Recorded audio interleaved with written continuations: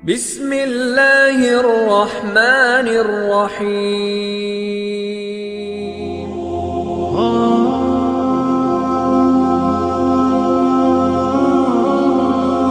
Assalamualaikum warahmatullahi wabarakatuh.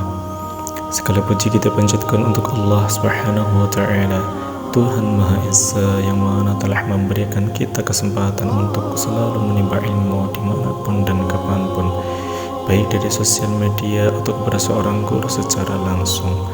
Salawat serta salam tak lupa kita panjatkan juga untuk Nabi Muhammad sallallahu alaihi wasallam dengan mengucapkan kalimat Allahumma sholli ala sayyidina Muhammad. Pertama-tama saya ucapkan terima kasih kepada para penonton setia di channel YouTube ini. Saya berharap Allah Subhanahu wa Ta'ala selalu memberikan kita limpahan rezeki yang halal, berkah dan barokah, serta memberikan kita panjang umur dalam ketaatan serta sehat walafiat. Amin amin ya rabbal alamin. Sudah sewajarnya sebagai seorang muslim merindukan rumah yang ditinggalinya serasa tentram dan menginginkan malaikat selalu berada di dalamnya.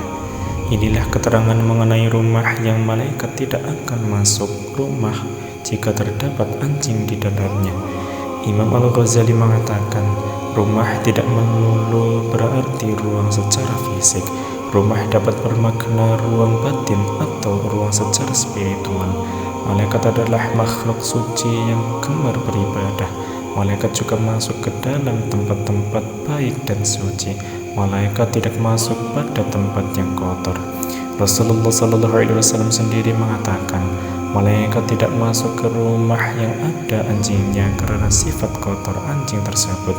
Sabda Rasulullah SAW, malaikat tidak masuk ke dalam rumah yang terdapat anjing di dalamnya.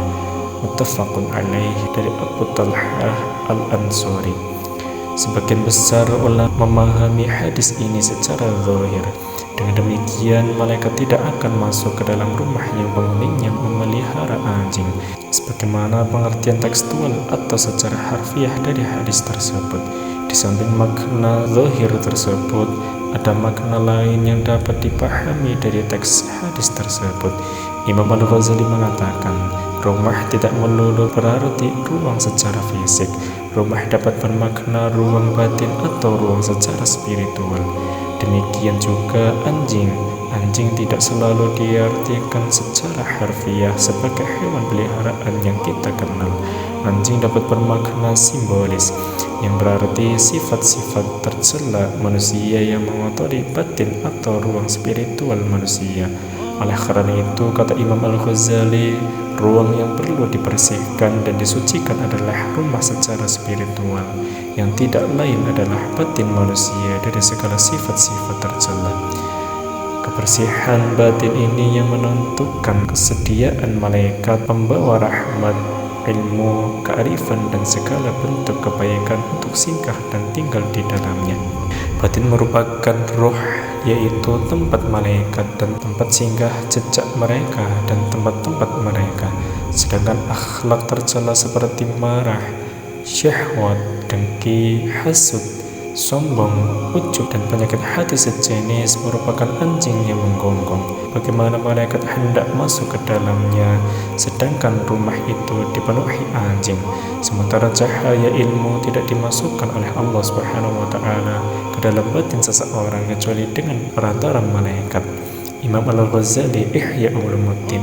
Imam Al-Ghazali mendukung pandangan tersebut atau mentakwilnya dengan keterangan pada surat Asy-Syura ayat 51. Tidak sayang-sayangnya Allah Subhanahu wa Ta'ala berkata-kata dengan seorang manusia kecuali dengan perantara wahyu di belakang tabir atau dengan mengirim seseorang utusan malaikat lalu diwahyukan kepadanya dengan seizinnya apa yang dia kehendaki. Sungguh dia maha tinggi lagi maha bijaksana.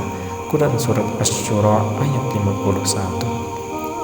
Demikian juga Allah Subhanahu wa Ta'ala memberikan anugerah rahmat ilmunya ke dalam batin seseorang melalui perantara malaikat yang ditugaskan untuk mengantarkannya. Malaikat adalah makhluk suci, bersih, dan terbebas dari segala penyakit tercela. Mereka hanya memperhatikan tempat yang suci.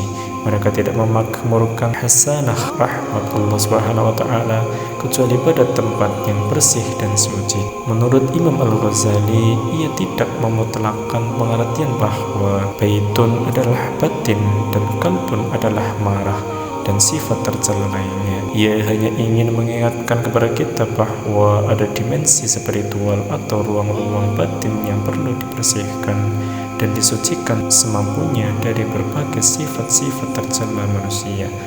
Wallahu a'lam bishawab. Semoga ilmu yang sedikit ini dapat bermanfaat. Amin amin ya rabbal alamin. Akhir kata, Al-Faqir memohon maaf yang sebesar-besarnya ketika ada kesalahan dan kekeliruan dalam menerangkan materi ini. Wassalamualaikum warahmatullahi wabarakatuh.